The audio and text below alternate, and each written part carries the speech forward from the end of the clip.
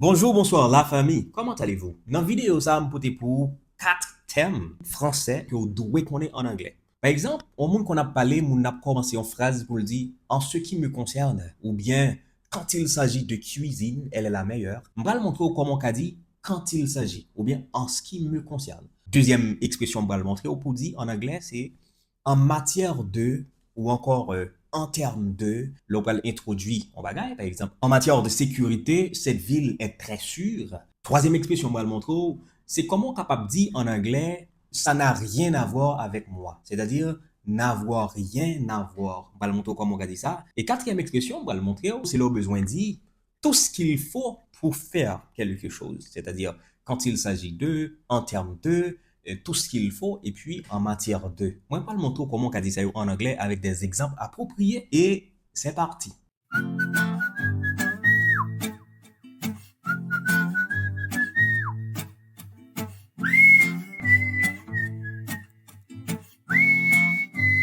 Première expression que je vais le montrer là, c'est quand il s'agit ou encore en ce qui concerne. En anglais, nous dit ça when it comes to plus infinitif. It is used to introduce a topic or an area of expertise. Nous utilisons pour nous introduire un sujet ou encore un lieu d'expertise. Je vais quelques exemples pour illustrer comment on peut utiliser quand il s'agit de. When it comes to cooking, she's the best. C'est-à-dire, en matière de cuisine, elle est la meilleure.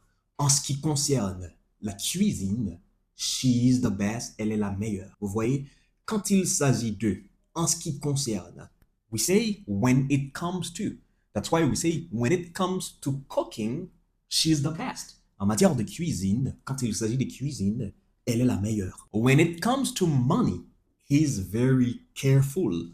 En matière de l'argent, quand il s'agit de l'argent, ce type, il est très prudent. Maintenant, comment pour me dire quelque chose n'a rien à voir avec quelque chose d'autre? C'est-à-dire, il n'est pas connecté, il n'est pas lié. En anglais, l'expression c'est to have nothing to do with. Have nothing to do with. It is used to say that two things are not connected. Someone is not involved in anything, so they are not connected. For example, I have nothing to do with this problem. I have nothing to do with this problem.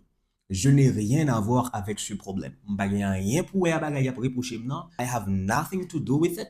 So m'pa konnen rien. M'pa gen rien pour avec ça reprocher non. So m'pa konnen. We are not connected. I am not involved in something like that. So I have nothing to do with it. All right? Hey bro, don't worry. This actually has nothing to do with you. M'di monsieur kon ça passé? Pas inquiété ou. Cela n'a rien à voir avec toi. Have nothing to do with. Troisième expression, je vais le montrer comment pour dire, c'était là où on parler, on dit, mon cher, en termes de prix, on pense que ça a vraiment cher. En termes de, en matière de, du point de vue de. Eh bien, pour me dire ça en anglais, terme, m'a utilisé assez in terms of. Par exemple, si m'a dit en termes de prix, me trouver que bah, ça a vraiment cher, m'a dit in terms of price, I find this really expensive. Vous voyez, en termes de prix, du point de vue de prix, ou encore en matière de prix, me trouver que, vous comprenez, une machine, ça vraiment cher, me dit, in terms of price, I find this car really expensive. Can you afford it? Est-ce que vous achetez? In terms of security, Port-au-Prince is not really safe. En matière de sécurité, du point de vue de sécurité, eh bien, Port-au-Prince, c'est pas un espace qui safe pour mon aller, bandit prend pays à tout côté, c'est cartouches, c'est kidnapping, etc. In terms of performance, this telephone is really good. Donc, en anglais, pour me dire en termes de, en matière de, nous dit ça in terms of. Dernière et quatrième expression, je vais le montrer comment on dit dans la vidéo, ça, c'est comment pour me dire tout ce qu'il faut. C'est-à-dire ce qui est nécessaire ou encore ce qui est requis pour remplir une tâche, pour bien faire quelque chose. Donc, on dit tout ce qu'il faut. En anglais, pour nous dit ça, c'est what it takes. What it takes. So, you have what it takes to do this job. Vous avez tout ce qu'il faut pour bien faire ce travail, ce boulot. Donc, you have what it takes. Tout ce qu'il faut, c'est bien what it takes. This woman, she has what it takes to be a good leader. Cette dame, elle a tout ce qu'il faut pour être une bonne leader. I am not sure, man. I don't know if I have what it takes to do this job. Je ne suis pas sûr. Je ne sais pas si je dispose de tout ce qu'il faut pour faire ce travail. Donc, I am not sure.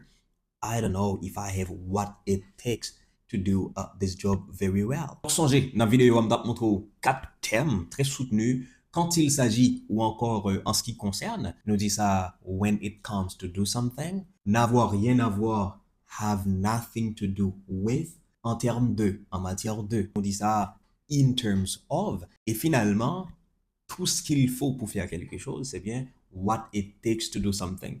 Faites exercice ça qu'on y a, utilisez yo chaque dans place yo pour moi est-ce que évidemment ou bien comprendre notion m't'a montré aujourd'hui.